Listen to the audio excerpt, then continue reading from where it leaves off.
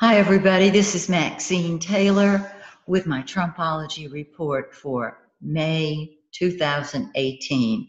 And I hope you're finding these helpful in sorting through everything that has been going on in the United States. I use astrology, of course, as my clarification guide. There's a lot going on. We're going to start with Trump's chart, and then, of course, I'm going to go into the United States chart. And for those of you who study astrology, I use the 7 Gemini 48 rising chart because it works for me. Now, let's get on with what's happening this month in Trump's chart. Well, we'll start, of course, with the sun and the new moon and the full moon. This month, the sun will continue to be in his 9th house of long distance travel and foreign relations and people from other countries. On the 15th of May, and this is a very important date, on the 15th, it touches his midheaven and crosses into his 10th house of his public image, his career, the way the world sees him. I mentioned a minute ago that this is an important date because it is also the date of the new moon. And so because of the conjunction of the transiting sun and the new moon, this is a double whammy for him. He is going to be emphasizing his leadership, his publicity, his power, his authority, which is very, this is what happens when the sun is in your 10th house. Your career is highlighted. And of course, his career is that of president. So you can see it's going to be a very important time for him. I'm going to get back to this in just a second. The full moon on May 29th in 8 of Sagittarius falls in his 4th house of home, family, and real estate. And so on the new moon, that's when we have beginnings. That's when the energy starts moving. And so the energy is moving up. He has been recently going around the country, giving talks, and I would imagine those would increase during the time that the sun is in his 10th house of his career, his public image, his role in the public eye. That's what happens when the sun is in your 10th house, my 10th house, okay? So you want to keep that in mind and take advantage of that in your own life. Now, the full moon is when things come to a head. They explode, not necessarily negatively. This is May 29th, and the full moon is in 8 Sag. It doesn't touch his south node or moon, but falling in the 4th house of home, family, and real estate. These are the very important, and the 4th house also deals with those things that provide emotional security and fulfillment. So that's what's coming to a head. Now, I mentioned that the 15th was very important, not just because that's the date of the new moon, but it's also the date that Mars, the planet of war, the planet of passion, the planet of action, and sex and fun, more war than fun, when it moves from Capricorn into Aquarius. And the reason I mention that is because there is a change in the force when a planet changes signs. So that happens also on the 15th. Now, I want to mention something else. I've got to refer to my notes here. While the sun is in Trump's 10th house, highlighting his career, lighting up his public image, it is squaring Mars in his 12th house on the 17th. And I didn't put the other Mars there because I didn't want to clutter the chart. But I want you to imagine Mars, anger, passion, hidden enemies in the 12th house, fighting.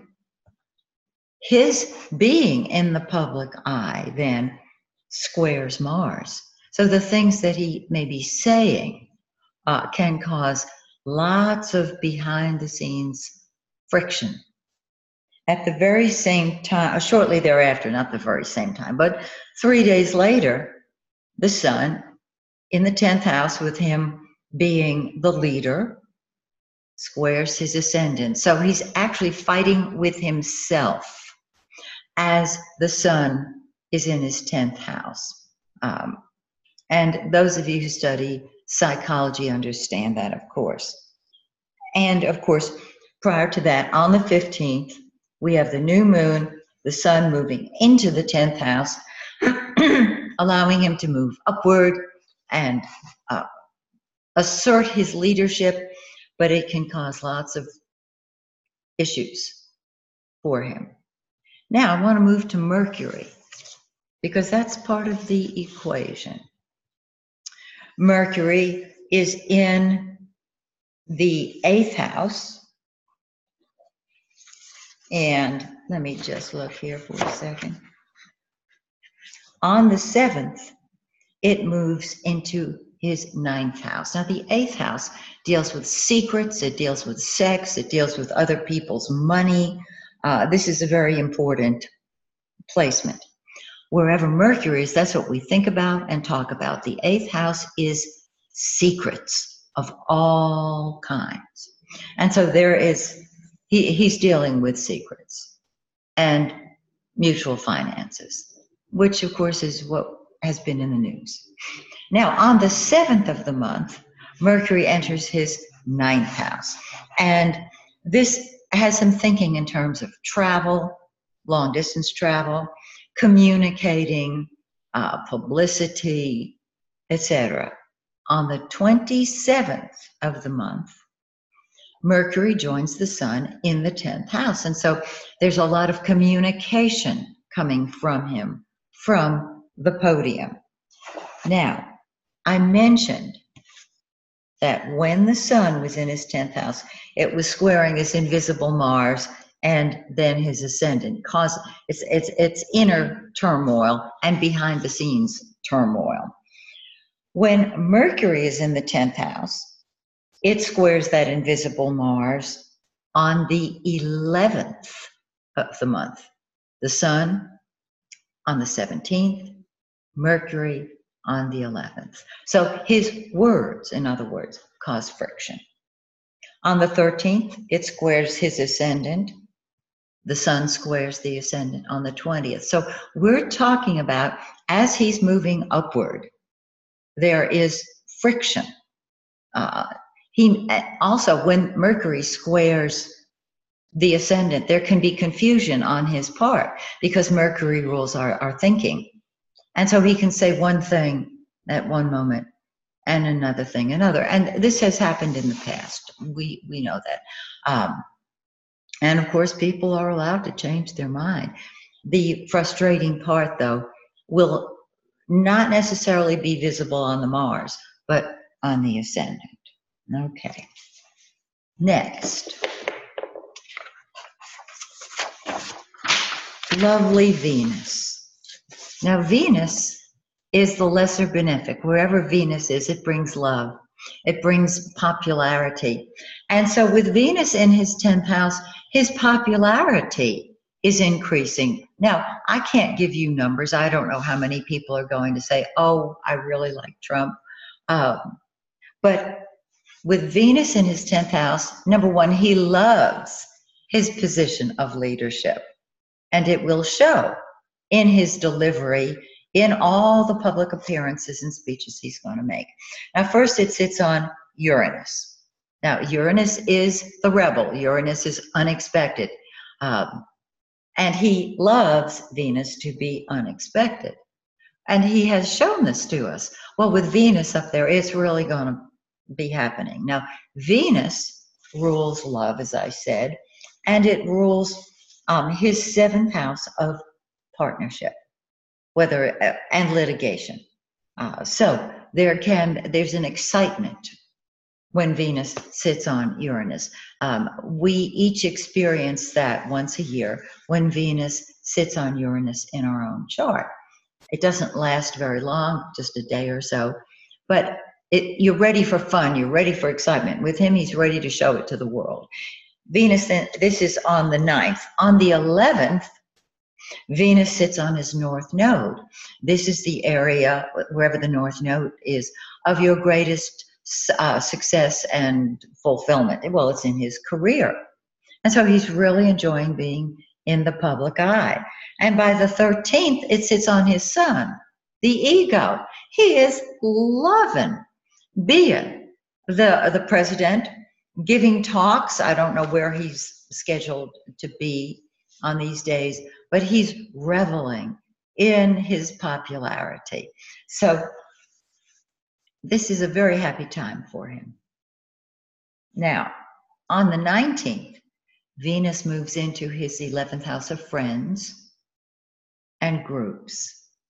It's going to stay there through part of June also, but it sits on his Mercury on the 26th. When Venus sits on your Mercury, remember, Venus is happy, it's love, it's everything that's beautiful.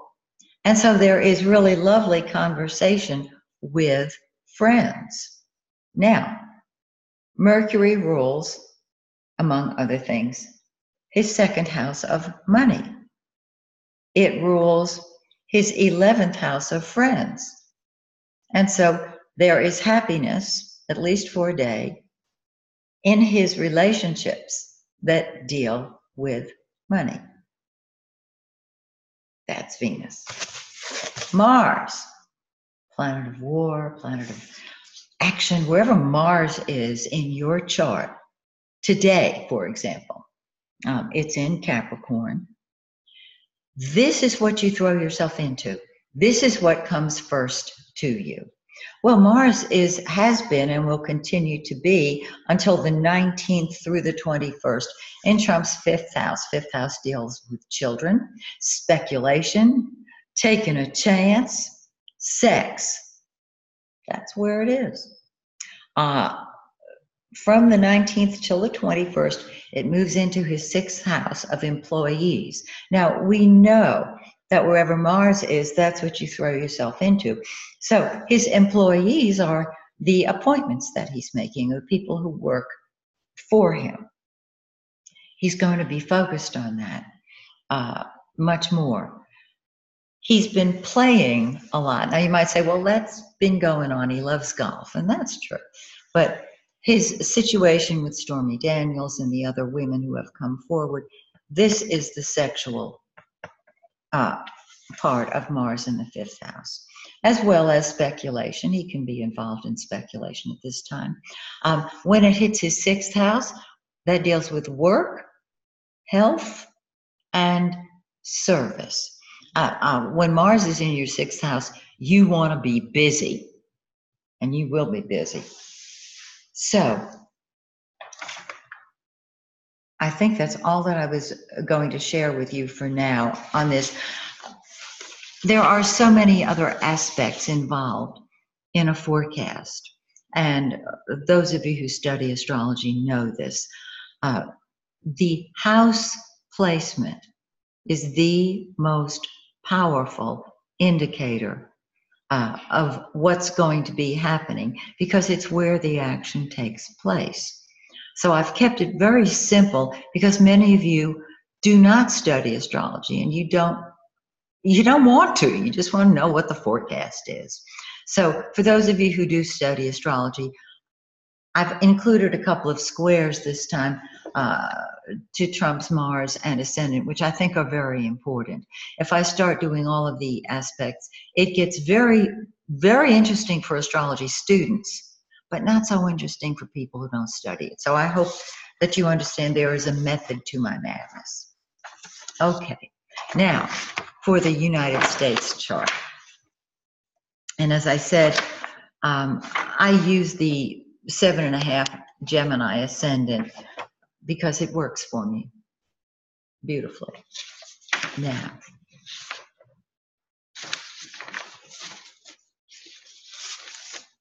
here we go. First of all, the sun and the new and full moon. This is just going to be so interesting to watch how this unfolds.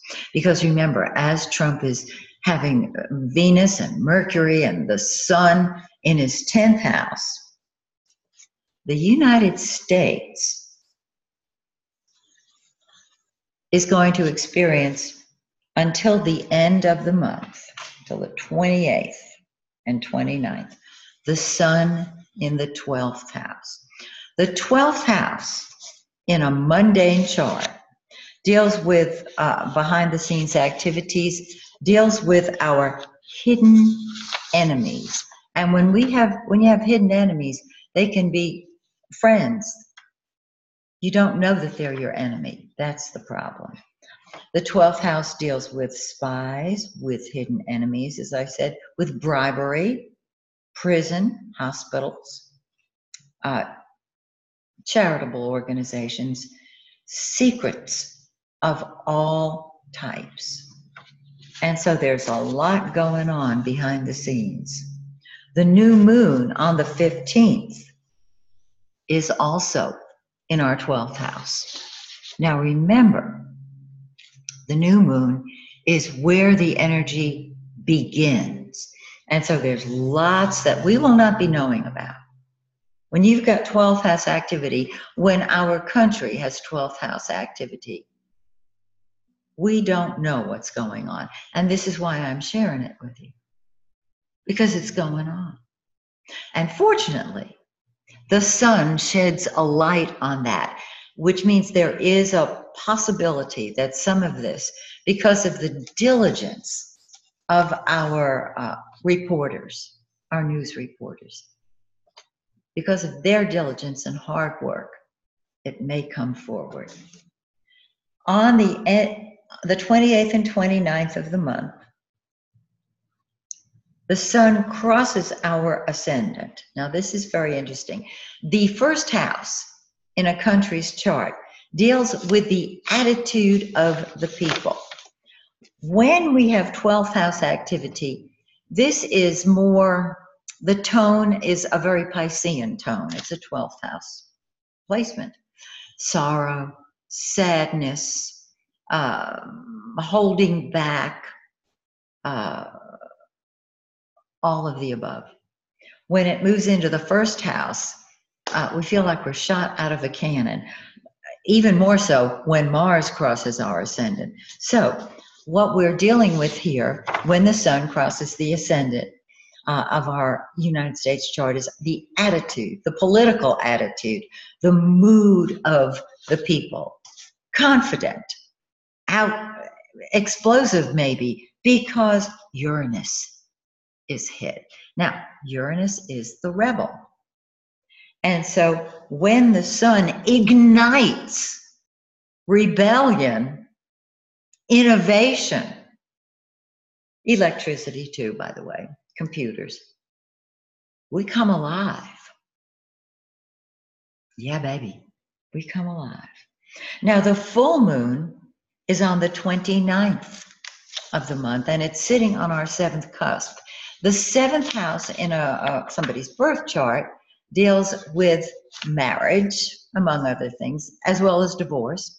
It is our open enemies that we're looking at then. So the 7th house in a country's chart deals with international affairs, wars, lawsuits, lawyers, politics, the lower courts, and the public. So the full moon is when things come to a head. Expect to see more activity coming from our open enemies, coming from the public as well, because remember, we've been after the full moon, or right around the full moon, we are ignited. Okay? The full moon in 8 of Sagittarius is in direct opposition to Uranus. The sun is sitting on Uranus. There are going to be fireworks going on. I don't know what, but there will be. Innovation. Now, Mercury in the United States chart is sitting in the 11th house. Now, the 11th house deals with Congress, congressmen, legislation, the Treasury, and our friends. And so there have been a few leaders who've come over, Angela Merkel, who have come to visit. And this is wonderful. But on the 8th of May, Mercury moves into that 12th house. The sun is already in the 12th house, so there's a lot of communication, Mercury, going on behind the scenes. Lots, perhaps, of negotiations that we will not know about. 12th house, hidden behind the scenes. Okay, let's keep on going. Venus. Look at here. When I saw this, I just thought this is great. Now, Venus, of course, one more time, is the lesser benefic. It's the planet of love, of beauty, of happiness. On May 1st, it is sitting on our ascendant. We love ourselves. We are feeling happy. It sits on our Uranus. Now, I want you to remember, let me just find it here for 1 second. Just pause it for a second. Trump has Venus on his Uranus on the 9th. So his publicity will come after Venus sits on the United States Uranus in the 1st house. Yes, there can be sparks flying. Yes, there can be rebellion, innovation. But the tone, the political attitude of the people is happiness. So something's going on month of May while Venus is in our 1st house that makes us happy. What could that possibly be? Several things come to mind. Just watch, because if it's in our 1st house, we are going to be happy. Now, it sits on explosive Uranus on the 1st, and on the 11th, it sits on Mars, the warrior.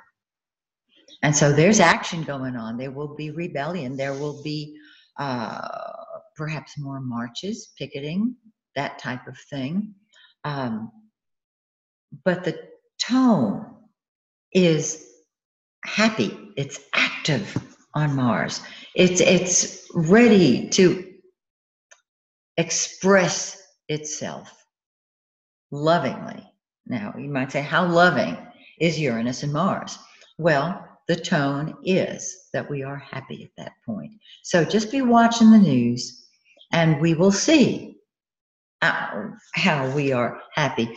I have not gone back, by the way, and documented all of the things that I've said, but I know some of you have. And I thank you so much for that, because I can't look backwards. I got to look forward. And the news is forecast in the stars. Okay, now, Venus on the 19th moves into our 2nd house of money. It's our earnings, it's commerce and trade, it's the stock market, banks, debts, and we have a beautiful 2nd house.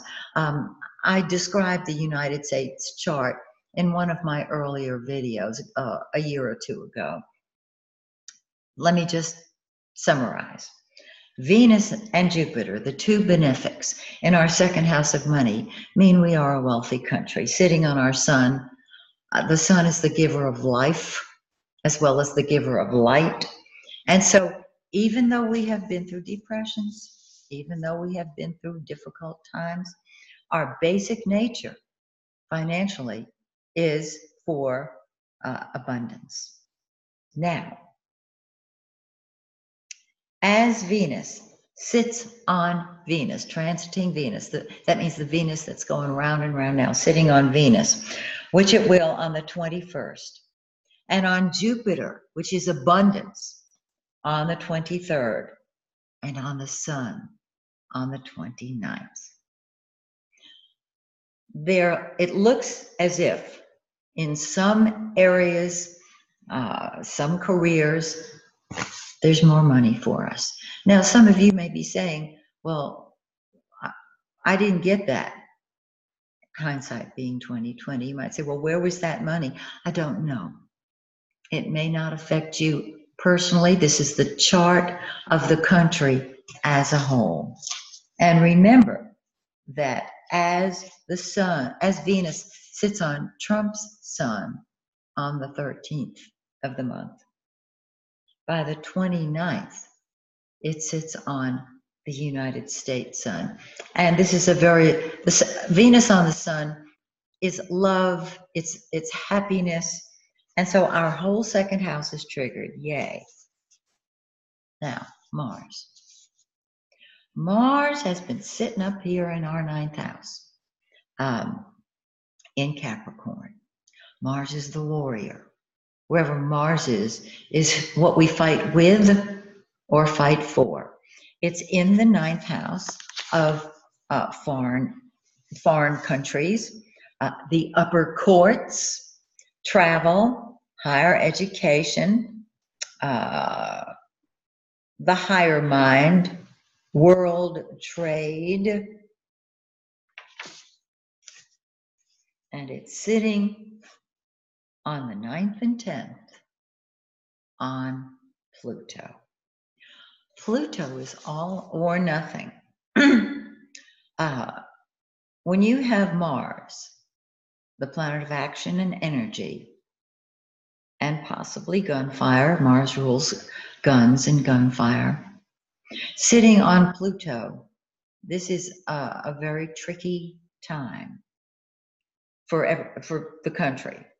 Pluto rules the interception of Scorpio in our 6th house of work, health, and service. It rules the military, civil servants, police, firemen, etc., animals, military. I mentioned the military. And so the military can be involved, once again, overseas in active fighting. I tend to be a very positive person. I want to look at the positive because whatever you put your attention on grows. I wanted to share that with you because it's there. It doesn't mean it's going to happen, but it means the potential is there. And fortunately, Mars will move out of range shortly thereafter. I think that is about all I have to share with you this month. I have a new feature. You'll find it on my website, MaxineTaylor.com. It's called Ask Maxine. If you have, that would be moi.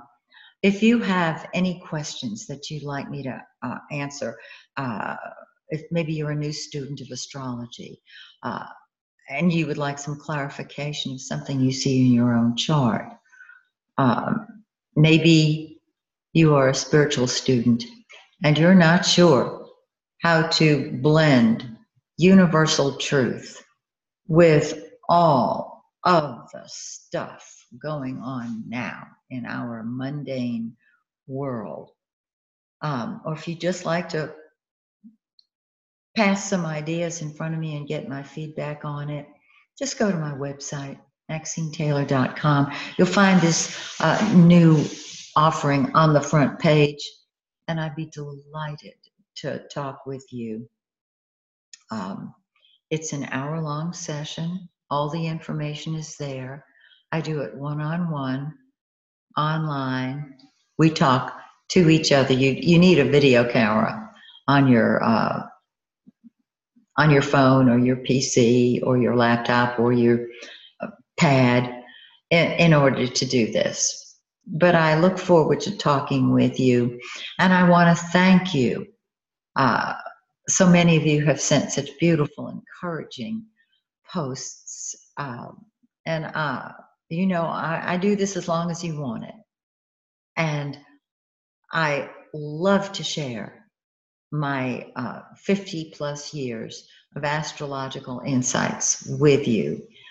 And I feel like some of us have become friends as a result of your posting on my YouTube page.